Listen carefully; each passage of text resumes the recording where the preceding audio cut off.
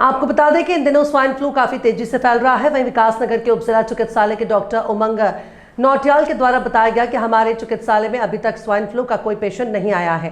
Doctor उमंग नौटियाल ने swine flu को लेकर सावधानी बरतने के लिए जानकारी दी।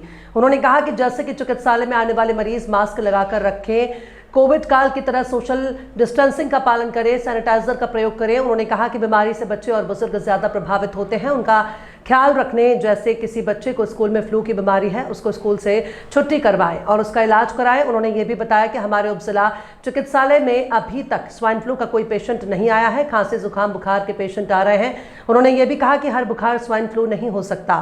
स्वाइन फ्लू में लेके क्या देखिए, स्वाइन फ्लू के अभी यहाँ पे कंफर्म मामले तो हमारे पास कोई भी नहीं है।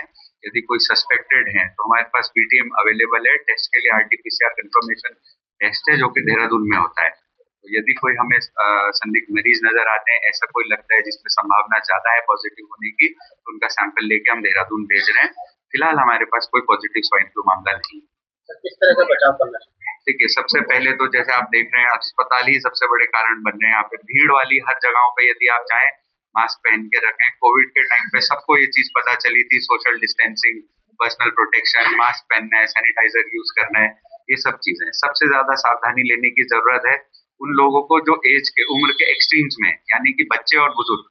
तो बच्चों को स्कूल में यदि किसी बच्चे को बीमारी होती है, उसे थोड़ा क्वारंटाइन करें, 1-2 दिन वो स्कूल से छुट्टी ले, घर पे बैठा रहे और बच्चों में इन्फेक्शन ना फैले।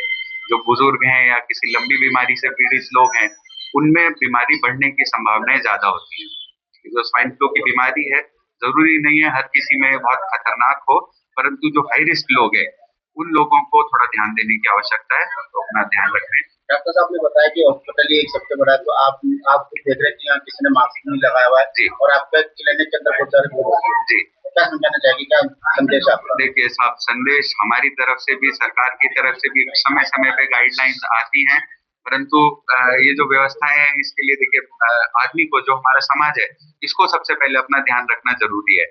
एक एक आदमी को हम पर्सनली, इतने हमारी 700 करोड़ की जनता पूरे वर्ल्ड में है, एक एक आदमी को हम पर्सनली नहीं बता सकते हैं। तो जो जनरल एडवाइजरी होती है कि सोशल डिस्टेंसिंग रखें, अपनी रक्षा स्वयं करें, यदि कोई तकलीफ होती है आप हॉस्पिटल आए, डॉक्टर से मिलें, ये चीजें व्यवस्था ये व्यक्तिगत है। तो आदमी को अपना ध्यान खुद रखना है इस चीज में। यदि कोई लक्षण दिखते हैं तो हमसे मिलें। अपने हॉस्पिटल में अगर कोई ऐसा कोई वायरस हो तो नहीं आया? देखिए, पॉजिटिव मरीज हमारे पास है नहीं, परंतु इन्फ्लुएंजा या फिर फ्लू के काफी मरीज हमारे पास हैं। खांसी जुकाम बुखार और लॉन्ग इन्फ्लुएंजा भी आजकल चल रहा है, और जरूरी नहीं है हर जुकाम बुखार जो है वो स्वाइन फ्लू की वजह से हो। इन्फ्लुएंजा के भी कई अलग सब टाइप्स हैं, राइनो वायरस है, रेस्पिरेटरी सिंसिशियल वायरस है, अन्य भी कई वायरस हैं जो इसी तरीके की सिम्टम्स दे सकते हैं, परंतु इतने घातक नहीं भी होते।